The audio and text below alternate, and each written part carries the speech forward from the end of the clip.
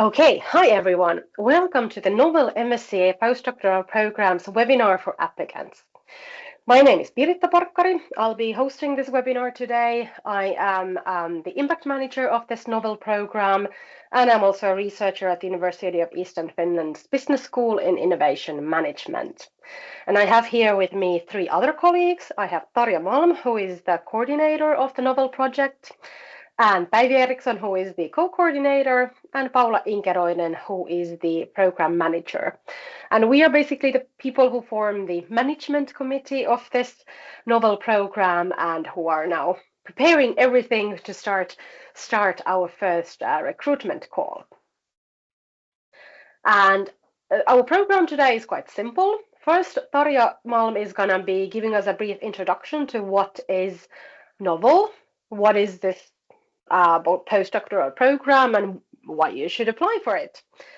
And also then Päivi and Tarja both are going to be talking about what kind of research opportunities we offer and the kind of research areas that are available in this program. And Päivi is going to go through the application process and including the selection criteria and the documents you need and all that practical stuff. And then, as I mentioned, we're going to end with a Q&A session. So if you have any questions, just write them in the chat and we're going to take them at the end. First, a few words about Marie Skłodowska-Curie actions. So NOVEL is also one of these Marie Curie Actions co-fund programs. And these are, if you're not familiar with this funding instrument, MSCA is one of the European Union's flagship funding programs. They fund both doctoral education and postdoctoral training, and it is part of Horizon Europe. And with these type of co-fund measures, it means that the EU is contributing basically majority of the salary costs, and the beneficiary here, the University of Eastern Finland, is covering the rest. And the University of Eastern Finland, we are also currently running one of these PhD programs called Neuroinnovation. So, and we've had the PhD programs earlier, so we have now quite a good experience with running these MSCA programs. And in all of these MSCA postdoctoral and doctoral programs, they follow the same principles, and we do follow these too, including excellence, mobility, effective supervision, career guidance, open science, and so forth. So these are the very important principles that each of these programs follows, and so does NOVEL. And I think this is good to tell already immediately. We're going to come back to this at the end as well. In all of these co-fund projects, there are certain eligibility criteria in all of them. In principle, anyone can apply for these from any nationality, but one of the most important things to be aware of is the so-called mobility rule of these MSCA co-fund projects. The mobility rule says that you can't have worked or lived in the country of the host organization. So, for example, here in NOVEL, we are based in Finland. So you can't have lived or worked in Finland for more than 12 months within the last 3 years. So if you have lived in Finland for more than 12 months in the last 3 years, then unfortunately you are not eligible to apply. But if you haven't been here in the last 3 years, then most likely you are eligible. And we will come back to these. And in all of these programs, you have secondments and that sort of fun stuff. And of course, since it's a postdoctoral program, in all of these, the other main eligibility criteria is that you must have a doctoral degree and you mustn't already be employed by the organization that you're applying for. Then let's go to specific NOVEL stuff. And now I would like Tarja Malm to take the floor and introduce herself and this postdoctoral program. Go ahead, Tarja. All right, thank you, Piritta. So, hi everybody, my name is Tarja Malm. I am professor in molecular neurobiology here at the UEF, and I'm also leading the neuroinflammation research group at the AI Virtanen Institute. And I'm the coordinator of this NOVEL program together with Päivi Eriksson.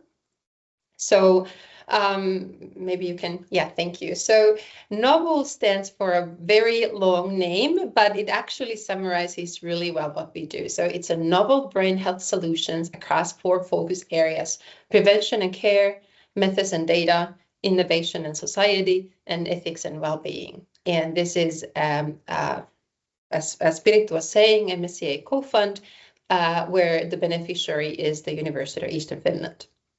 And Paula Inkeroinen is the program manager, and Piritta Parkkari is the impact manager of this program.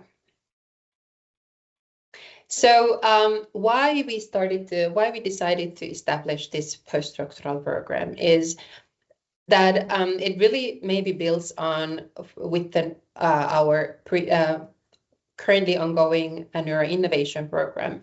It stems from the need of today's aging population, causing the need to implement new brain health solutions for protecting our brains, for providing cures for different diseases, for better diagnostics. So the world needs novel solutions to address these brain health challenges. So there's research that is needed for earlier prediction of diseases, to implement personalized treatment strategies. And in order to come up with these, we also need to develop novel methods and technologies to address these challenges. But most importantly, these innovations that we produce, they need to be responsible and ethically developed. So in a way, this is the umbrella where we're working with. So we focus on pioneering research in brain health, and NOVEL is very interdisciplinary. So we combine neuroscience and data science and innovation management, health economics, and also legal studies.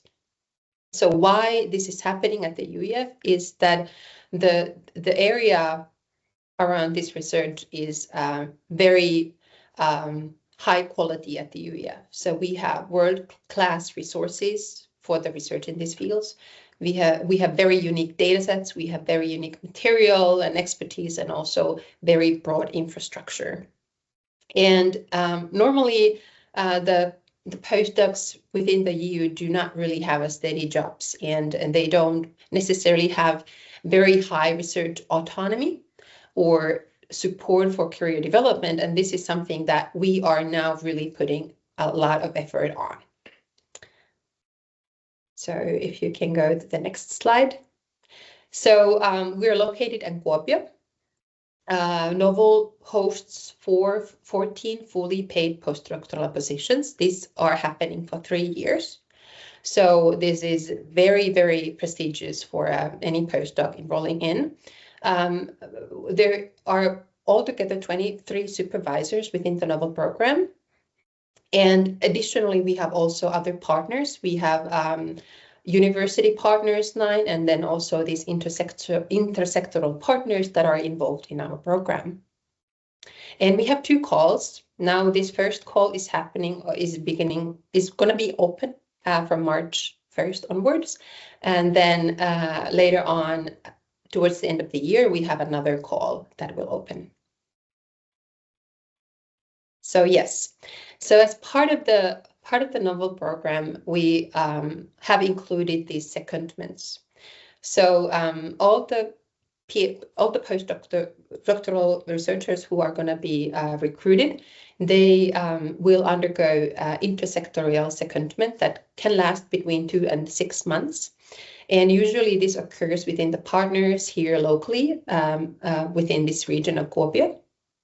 And by doing this, we want to increase the exposure of these researchers to an intersectoral surroundings. Let's say basic researchers can go and visit a hospital or a healthcare organization or a patient advocacy organization. And this way, they really get exposure on a different atmosphere than just doing basic research that they normally would do. We also have an optional secondment, so possibility to have an optional other secondment, that it can be extension to the cross-sectoral secondment that is described before in the same organization, or then it can be a totally new one, either academic secondment to another university, or then an interdisciplinary internal secondment to another than the primary hosting research group here at the UEF.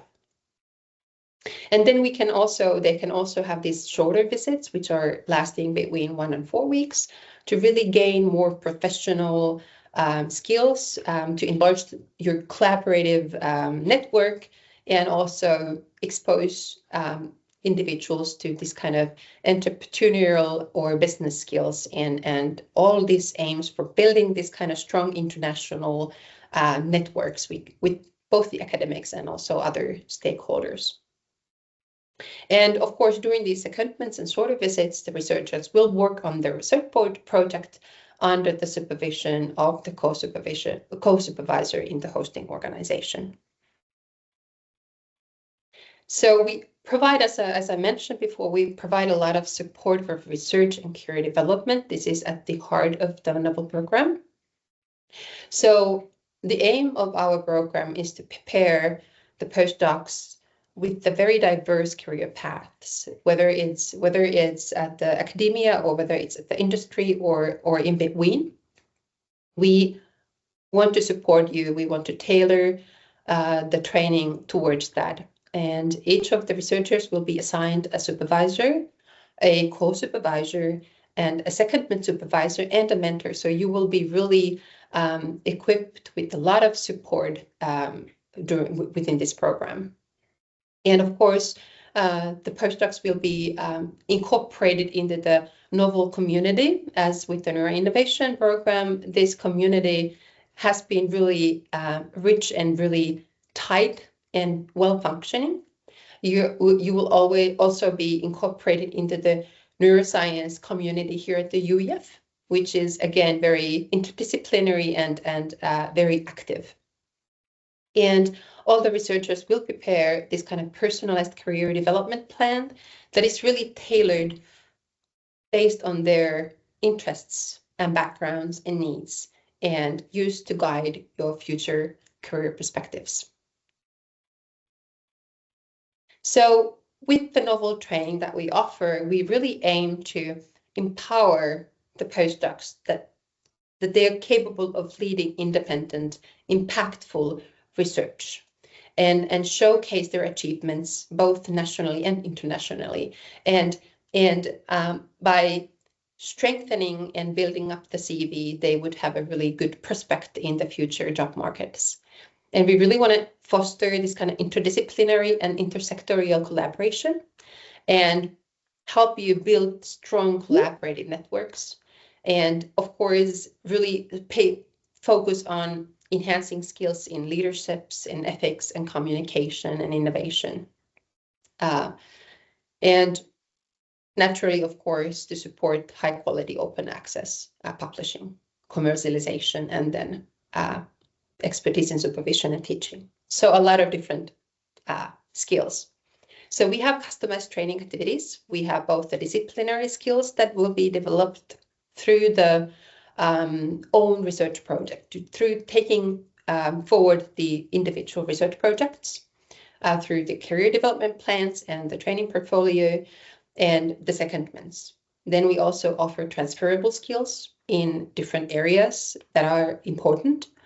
And also we, increase stakeholder engagement, like public engagement, participating in policy making, dissemination, communication, and so forth. And this is a list of the customized training activities that we have built up for NOVEL. So we have regular NOVEL workshops. Then we have different summer schools that are listed here that provide the trainees with a wide range of transferable skills. We also have IPR and commercialization workshop. And then at the end of the program, we have a NOVEL symposia. And this is kind of like a list of requirements during the program. So the recruited postdocs will be working full-time. The work will be done here locally in Kuopio, beautiful city in the middle of Finland. The intersectorial secondment in the partner organization here locally is mandatory. And of course, the recruit postdoc, we participate into these novel events and training activities and create the personal career development plan and create and maintain the data management plan, and also adhere to the open science and communication dissemination activities that we carry out. And of course, need to comply with the UF policies and with the local law. And it's important to know that the research will be done here in Kuopio. We are located there in the middle of Finland, a beautiful city. To pictures, the campus is located surrounding the lake, up picture during the summertime and below during the winter time. And why you should choose novel, why to apply, is that we really want to support you to lead your own research project at an early career stage. This is building your ability to lead impactful research. We provide full funding for 3 years. It's a competitive salary. We also support travel and secondments, and also the family and special needs allowances are available. These kind of MSCA positions are globally renowned. They are prestigious and they have a good reputation, so it looks very good on your CV. And well, we provide support for these interdisciplinary and intersectorial concepts, and provide you exposure throughout this program. And of course, the training that we are offering is very tailored to increase your skill set and your career perspectives depending on your own interests and your own background. And of course, UF is really a hotbed for interdisciplinary research. We have a really high quality university hospital. We have a very strong collaborations between the university and the university hospital, and also beyond. So we can really say that Kuopio is a leading hub for brain health research in Finland. And of course, I do have to mention that Finland is voted as the world's happiest country. It has excellent support for family and life balance, which we all appreciate and we all support.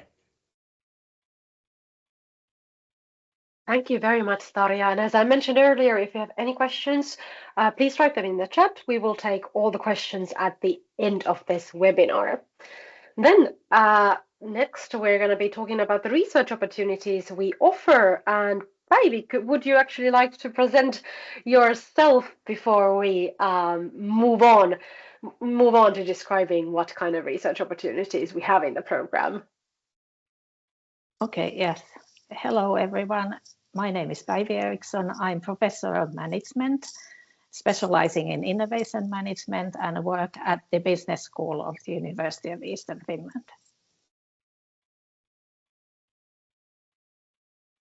Perfect. Then, Tarja or Päivi, either of you can go and explain a bit about how the research works. As was mentioned, the idea here is that you design and decide your own research idea.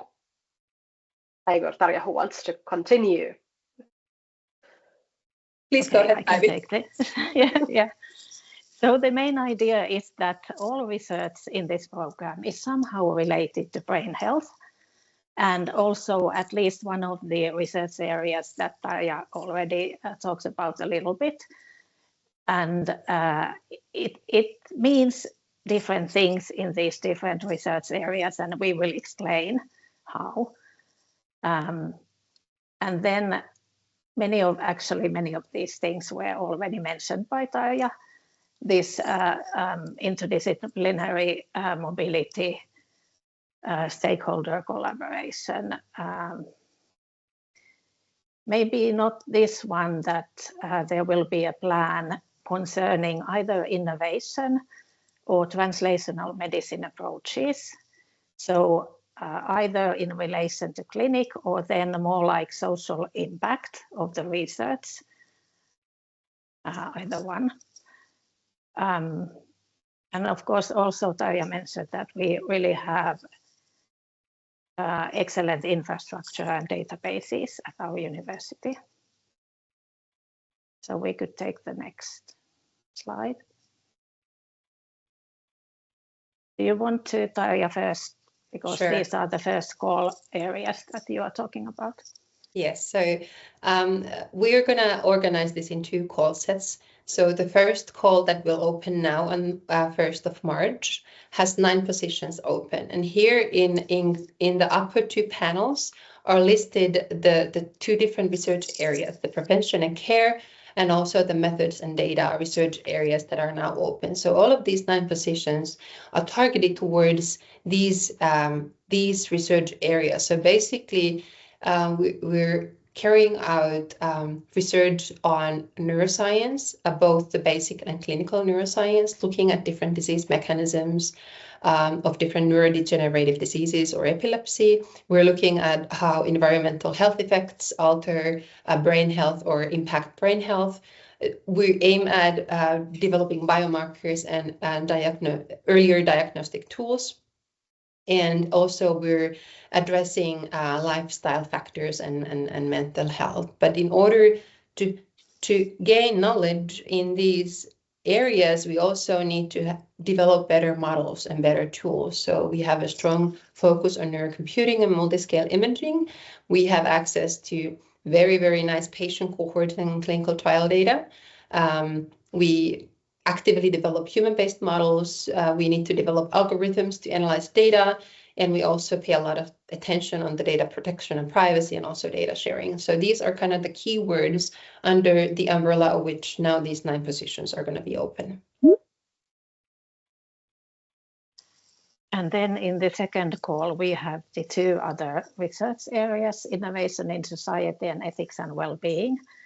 And these are research areas in which brain health can be more like a context to the study or then more directly related to it, especially in the innovation area.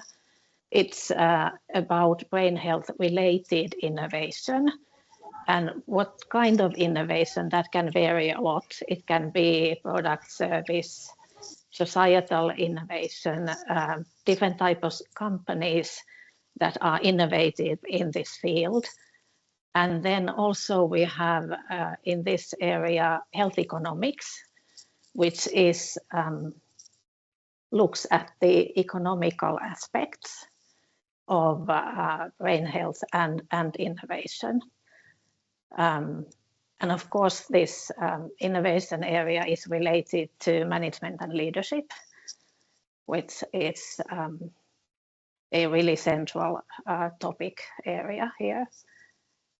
And then the other one, ethics and well-being, is more about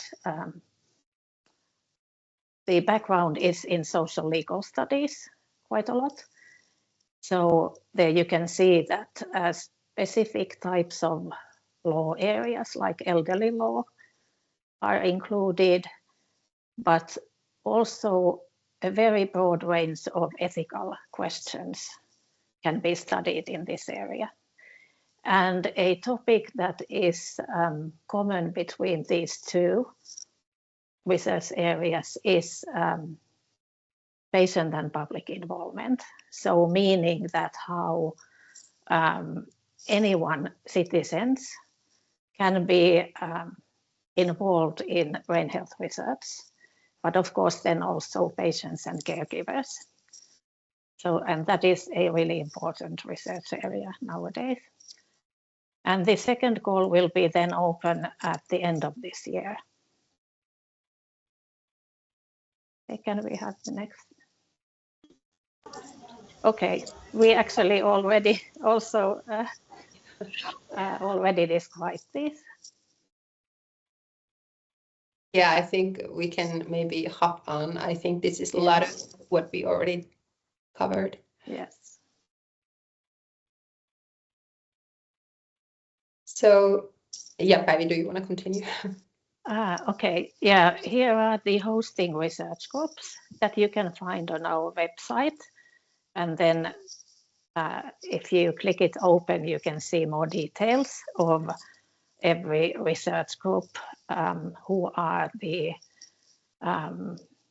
researchers included, in that research group, what they are doing, all kinds of details of their work. And the idea is that when you have a research idea, you start looking at the research groups and try to find one or several of them that might be interesting to you.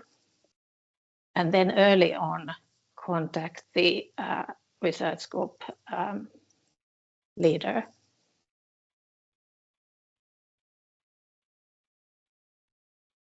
Okay, and in the first slide were the research groups in the first call, and then on the second slide are the research groups, 3 of them are available in the second call.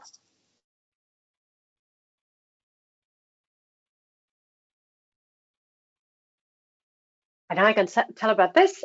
We are interviewing all our research group leaders, because obviously when you just look at a text on a web page, you don't get the full picture. So I'm interviewing all of the leaders of our research groups, and we are posting these videos on YouTube, and also we have links to them on our website. So I really recommend to follow us on YouTube and check out these interviews, so you get a better picture of the research groups and what they are, what kind of work they are doing. We are still uploading some of them. There's already quite a few there, and more will come in the upcoming weeks. And also in the webpage, in addition to the research groups, we have an alphabetical list of all the supervisors that are available for you to contact. Then let's move on to what is probably the most important issue for those of you who are listening, the application process. So Päivi, please. Yes, okay, thank you. Okay, we already saw that here, these are the 2 calls, and both of them will be open for 3 months. So you have good time to prepare your application. And also we will let you know about the results of the selection process for the call 1 around November 10. And if you are selected, then you're expected to start working between December and February. And with call 2, we will let you know the results by early July. And you can start working between August and November. Okay, and here is the process in a simplified form that you need to follow through when you prepare your application. So first of all, you could check the eligibility criteria that we have shown to you. They are here on this slide. And it's the PhD degree, the mobility requirement, and then one more is that you should have less than 7 years of research experience. And then at least one letter of support from from the hosting research group, but you can also have several letters. So then it's up to you to discuss with the supervisor. And then we already showed you that you can find a lot of details on the research areas on our website and then in those YouTube interviews.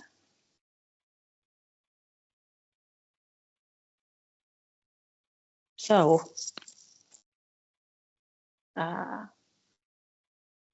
when you have a research idea that you would like to develop, then you can contact a supervisor, one or several.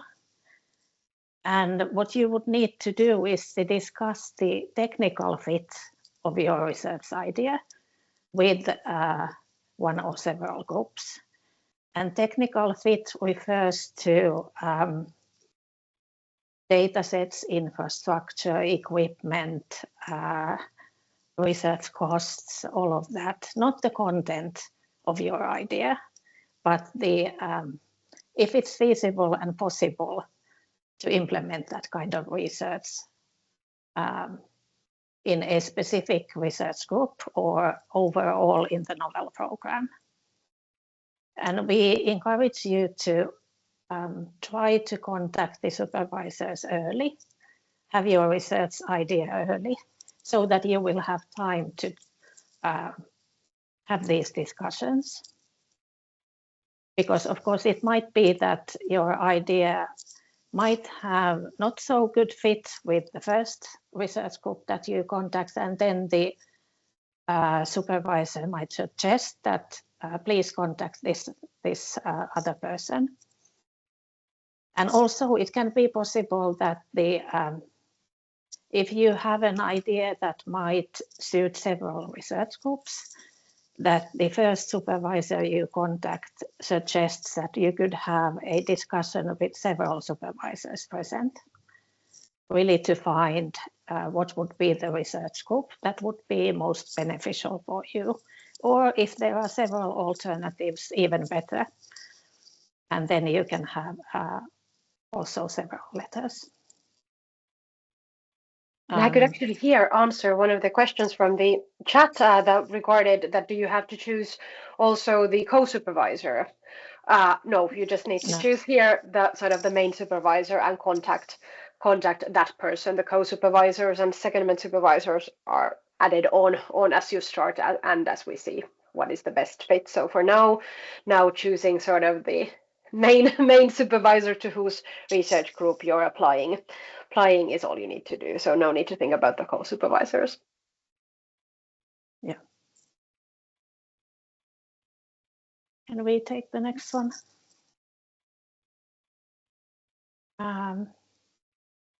Yes, it's when you have the letter of support, then you can, of course, actually start writing the research proposal. Of course, you might want to do some work also before developing your idea, make notes and so on. But for the research proposal, there is a template. So, and it's instructed in a very detailed way what you need to have in the research proposal. So in a way, you don't need to invent it yourself. We provide a detailed template for that.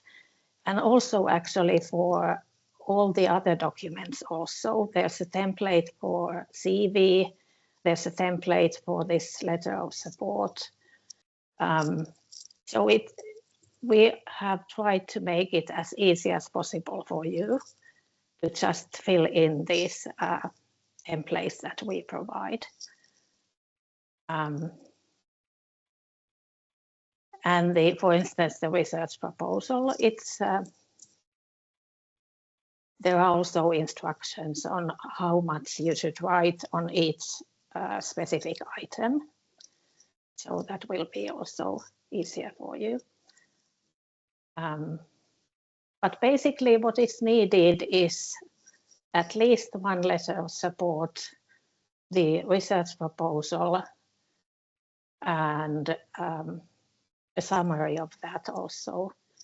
Then CV, where we have a template for that. And then, of course, the degree diploma of your PhD degree or some other certified proof. If, for instance, you have finished your PhD quite recently and don't have the degree diploma yet, you can ask from your university some other certified proof that you have successfully defended and your thesis has been accepted. Then we have two related forms that you need to fill in: ethical declaration and self-assessment, and data management plan, infrastructure template also. And these are ethical, infrastructure and data management. These are things that you can discuss with the supervisor, potential supervisor, because these are essentially about the technical fit. that would be then between your idea and the research group. So you will get help from the supervisors to fill in these. And then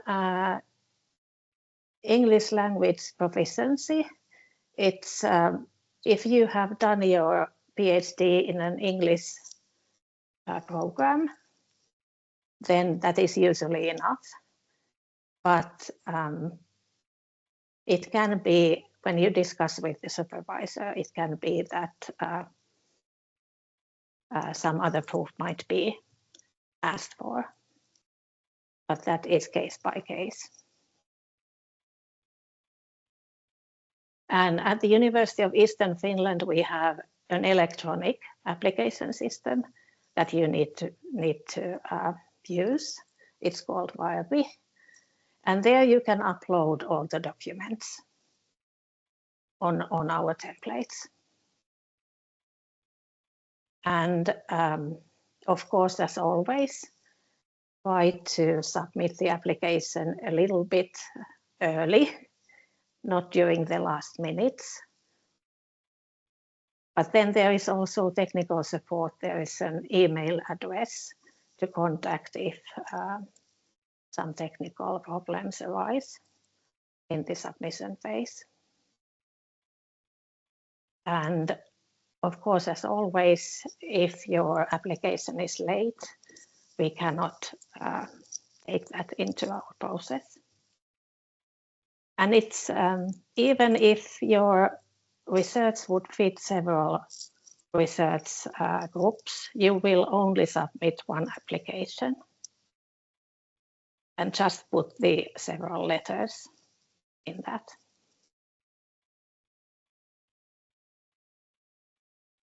And here is then what happens after you have submitted your application. We will check the eligibility conditions. And then we also have an ethics committee that will check the ethics forms and the infrastructure forms. And if everything is okay, then your application proceeds to external peer review, which is done by 3 international independent experts. So they are not the PIs or the supervisors and none of us, nobody at the UEF, but all are outsiders. And they will evaluate your research proposal and CV, and then provide points on those. And in every step, our program manager, Paula, will send you information whether your application has gone further. After the external peer review, we have selection committees that will go through the applications again, and they will also provide points. And as a total of these 2 evaluation rounds, there will be a list of best applicants, best scoring applicants, and then a final ranking list will be produced and employment offers sent out. And if you meet with the minimum criteria of points and go to the through the 2 external reviews, you will stay on a reserve list. And if anyone who is first offered a position would not take it or could not take it, then the position will be offered to the next on the list. And then, of course, at the end, there is the appointment procedure that UEF and Tarja already mentioned, and they are on the slides, when you would need to take start employment and come to Kuopio.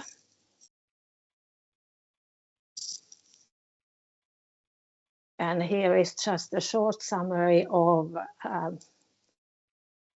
the timetable, our internal timetable of what happens at different points of time.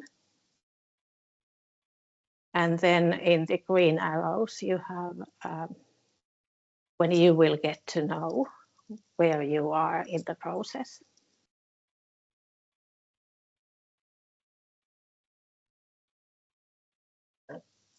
And here is a figure summarizing the criteria for evaluating your research proposals. So it's this will be given to the external reviewers, and they will follow these instructions.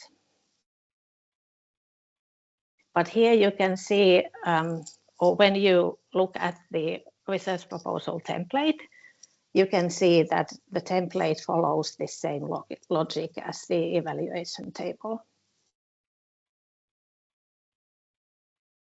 So in a way, you will be forced to write about those issues that will be evaluated.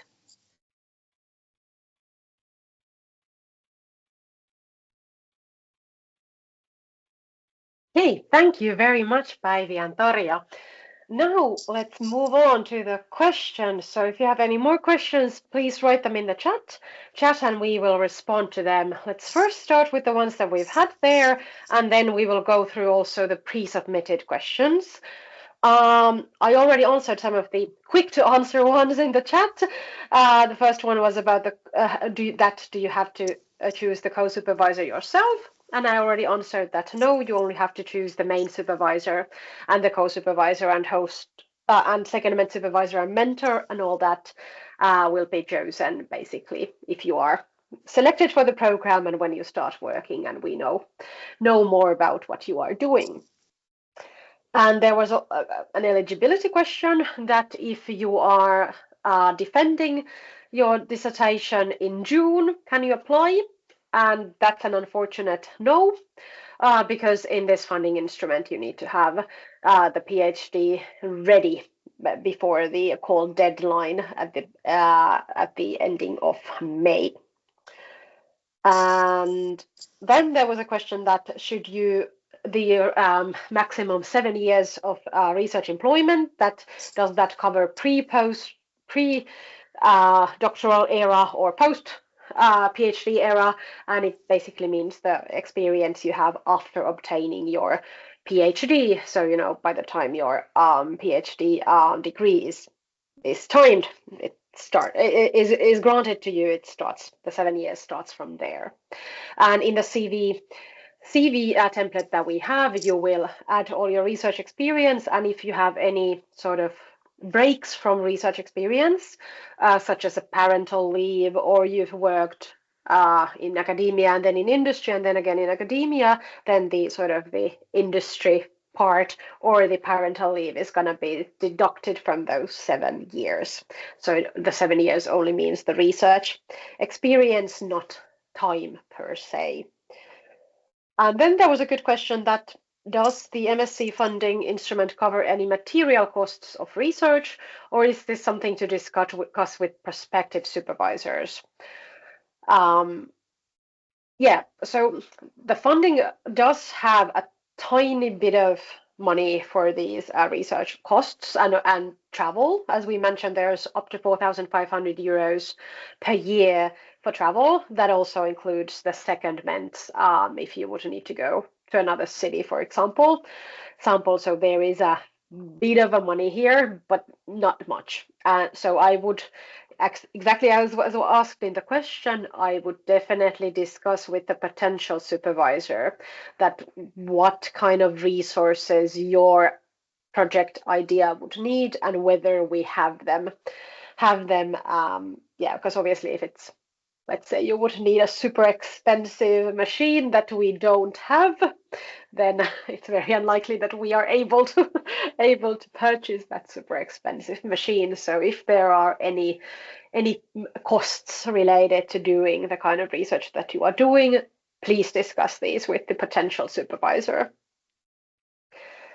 And then there was a question regarding when you will receive these templates. We are currently finishing them. We will have them available on our webpage at latest March 1st, when the call officially opens. But we are hoping to have them earlier than that, but that's the latest stage that we will have them. And I can also, everyone who has signed up for this webinar, I can of course send you those when we have them. But March 1st at latest, and all of the templates are going to be available on our webpage, uef.fi/novel. And then there was a question, if may you bring your family if selected? Of course you can bring your family. If you have a family, there are also these sort of, what was it called? Now I forgot the word. Family, parent, sort of a family support available. Family allowance. Yes, that one. It's not massively big, I have to say, but it is there. So of course you are free to bring your family. Do the evaluation criteria have the same ponderation for being eligible? Andres, could you maybe elaborate a bit on the question? I'm not sure I understood the question. Then there was a... Yes, and Andres, go ahead. Oh, okay. Thank you for the presentation. Yeah, about the question, I just want to know if the evaluation criteria have the same score. Yeah, this slide. There is some scoring for all the focus in the application, but what I mean is all the topics in this slide have the same weight or the same ponderation for the final score to be eligible in the postdoc. Well, the eligibility criteria, that's sort of the that having the PhD and not having too much research experience and not having lived in Finland. Those are sort of they are not scored. They are basically just criteria that you have to meet in order to be able to apply. And then basically what is actually going to be really evaluated in your application, like where we use the table that I just showed, is basically the research proposal, the summary of it, and the CV. So those are the things that the external evaluators are looking at. So we, meaning Paula and I, we are the ones looking at the eligibility. So we don't give any score, which it's basically a yes or a no, that you are either eligible or not. And then if you are eligible, then it moves on to the external peer review, and they look at the research proposal, its summary, and the CV, and use these criteria in this table to score you and your proposal. Did that make it any clearer? Yeah, a little bit more clear. I just want to know if, for example, if you research project or your number of publications, or whether the PhD was, if that kind of topics just make a scoring or just are qualitative in the final score. I know that all the topics that you mentioned, I just want to know if depending on the number of publications, if the research project that I just write is have a scoring depending of have excellent writing, is good, clear. What I want to know is just that. Okay, if I understood correctly, that the number of, for example, publications you have have per se is not that important. It matters more, you know, the relevance of the publications you have, and their relevance for, you know, doing the kind of research that you're proposing here. Okay. Okay. Thank you. You're welcome. Very clear. Very clear. Thank you. And then there was another question that during the application process, can we discuss the research proposal with the selected research group leader or professor? Päivi and Tarja, can you actually elaborate this? How much and which things can you discuss with the selected research group leader or professor during the application process?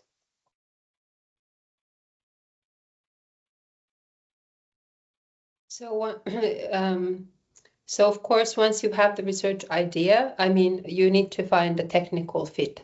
So in that sense, it's important that you discuss your idea and you make sure that the group that you have been contacting is a good fit and can support with reagents and with facilities and with data or whatever is needed to carry out your idea. Yes, and then of course, you know, the actual your research proposal that should be written independently. Of course, you have to, as Tarja mentioned, you have to discuss, get to know the research group and what they are doing to you know, mutually understand if there is a technical fit, if we can offer, for example, what you need. But when it comes to the actual writing of the proposal, that should be done independently, without the help of the professor. And there was also a question that can we get many support letters? Yes, you can ask for multiple support letters. Of course, I would recommend choosing first one person and really choosing the most relevant professor first and discussing with them. And Tarja, as Päivi mentioned, they might also be able to guide you to another person if they see that you would be more fit there. But yes, you can ask from many. And then there was a question that if you are already doing an MSCA postdoc, are you eligible for this program? This was actually a good question, that if you are already doing another MSCA postdoc, can you apply for this? Päivi, do you know? I have to say that I'm not sure. We need to check that. Yes. Yeah, I think let's check and then inform everybody. Yes. I will include that in the questions and answers that I will add to this presentation afterwards. Then Fatma, you had a question. Yes, hi. Thank you so much for all of you for the great presentation and clarification. Actually, I have two questions. First, Okay. regarding the eligibility criteria. So one of them is presenting a certificate of English. You know, I did my bachelor and master in Australia, but the PhD it's in Finland here at Kuopio in QEF. So does that enough that I have my master and bachelor in Australia? That's proof I have an enough English, or do I have to do the IELTS test?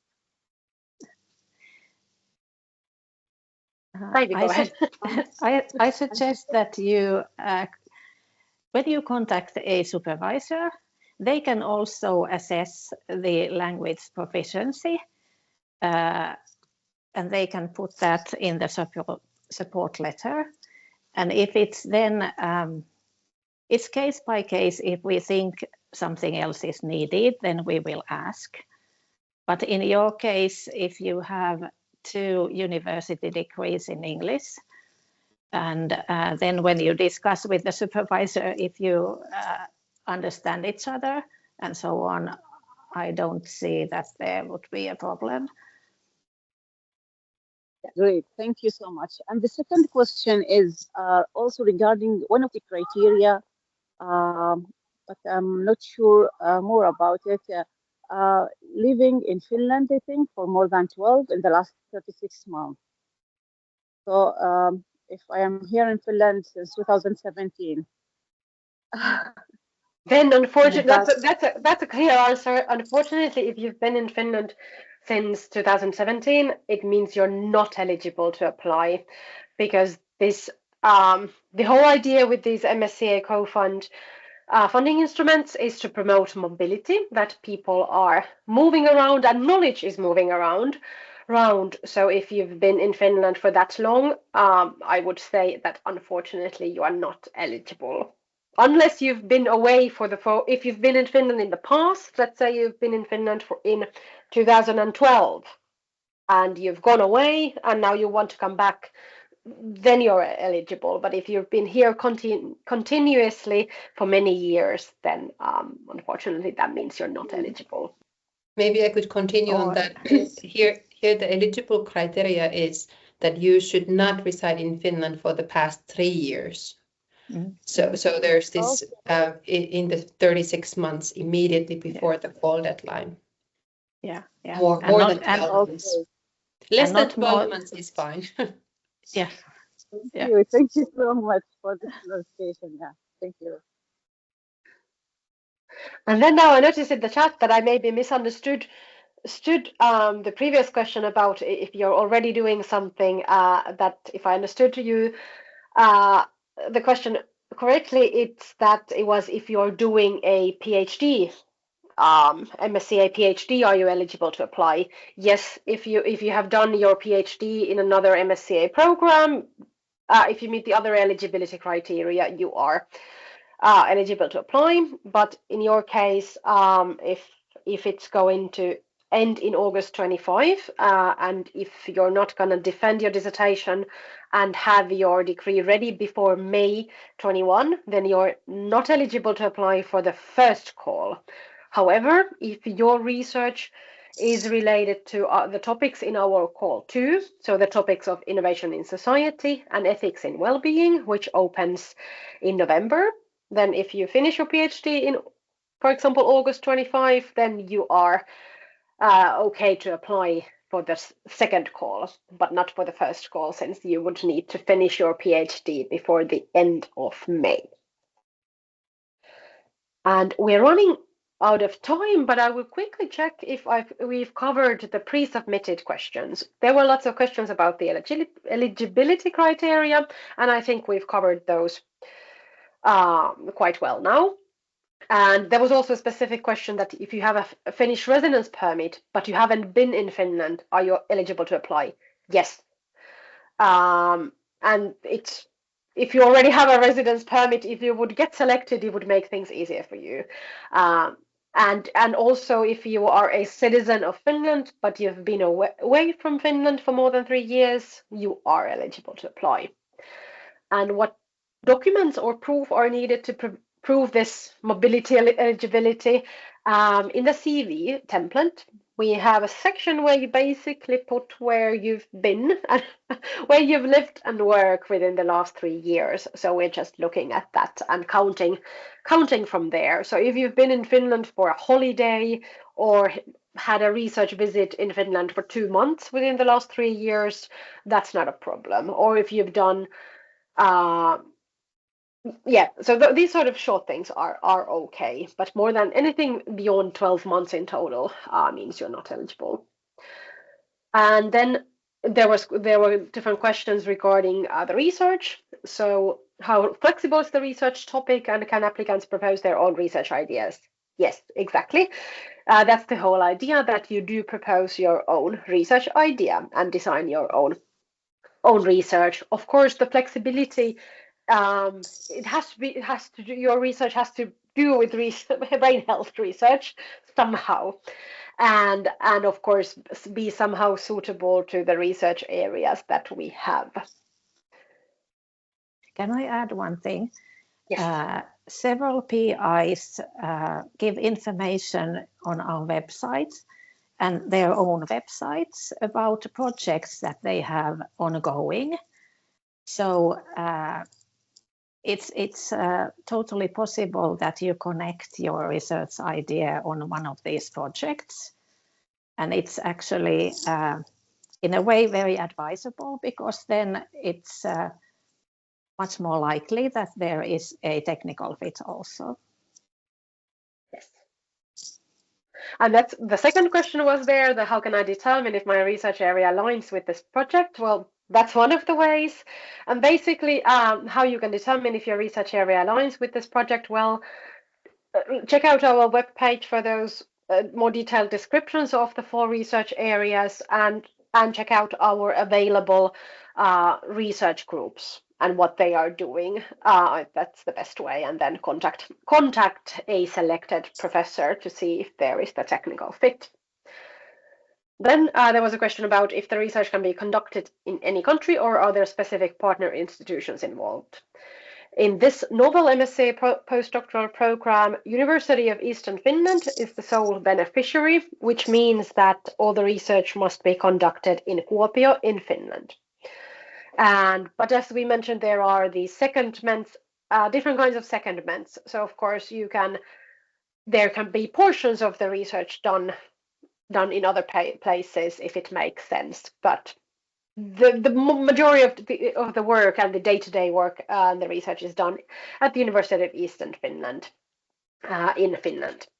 And of course, we do have the partner organizations, both the academic and non-academic, which are actually taking part in the training activities and secondments and all that, but they are sort of non-funding partners that just interact with us, but you can only do the actual research with the University of Eastern Finland. And yes, the research proposal follows a specific template, which will be available on our webpage at latest on March 1st. And it follows all the things that were in the evaluation criteria, the impact, implementation, and so forth. All of these same bits are going to be in the research proposal template. And we already covered the evaluation criteria, so I don't think there is a need to do that again. And financial support, this is a fully funded program, so you get full funding, and that is a salary for 3 years, and also some travel allowance and so forth. And teaching, is it possible to teach? This is primarily a research program, so the main focus is going to be on the research. Of course, if you can do a bit of teaching if it's related to your research topic. So whatever it is you're researching, if we have suitable courses, then it could be possible to teach, but the main focus is on research. And then there was a specific question about, can research belonging to the autism spectrum participate? We are not looking at that sort of background of people. The eligibility criteria I've mentioned are the only ones. So having a PhD, not living in Finland for too long, and those kind of things. So these are the only things that we look at. We don't look at your health or anything. So yes, my answer is yes, of course. And then I'm looking at the chat, and there was one more question that the next year will there be another call next year? We've planned for these 2 calls, which are both taking place this year. In case we don't fill all the positions, then we will open a 3rd call. But of course, we don't know that yet, and we are trying to fill all the 14 available positions in the 2 calls. But if we don't, then there will be a 3rd call next year, and we will communicate about that then. Yes, and then there's specific questions to Päivi. I think I'm not going to cover them in this recording. And then there's another question about if you have permanent residency, are they eligible to apply? Yes, if you have permanent residency in Finland, you are eligible to apply, but only if you haven't been in Finland for more than 12 months in the last 3 years. So if you have been in Finland for last 3 years for more than 12 months, then you're not eligible to apply. But if you have the permanent residency or citizenship but have been away from Finland for more than 3 years and not been back for more than 12 months during that, then you are eligible to apply. Yeah, so thank you very much for this. And basically, if you have any questions about this program, or when we have those templates available, if you have any technical questions about them, you can send us an email at novel@uef.fi, and please check out our webpage uef.fi/novel, where we have all the info about the program and the process and the templates, and we will have the link to the online application, which will open on March 1st. And all the updates about how the progress is how the evaluation is going and the selection is going, and all that is going to be there. And please follow us on LinkedIn and Facebook at NOVEL MSCA Postdoctoral Programme, and our YouTube, where we publish, for example, these interviews with our research group leaders and all other interesting stuff. Thank you everyone who was here listening, and thank you everyone who is watching this recording afterwards. From my behalf and Tarja, Päivi and Paula's behalf, thank you very much, and good luck with preparing your applications and contacting the research group leaders. We hope to see you later. Thank you. Bye. Thank you. Thank you. Bye. Bye.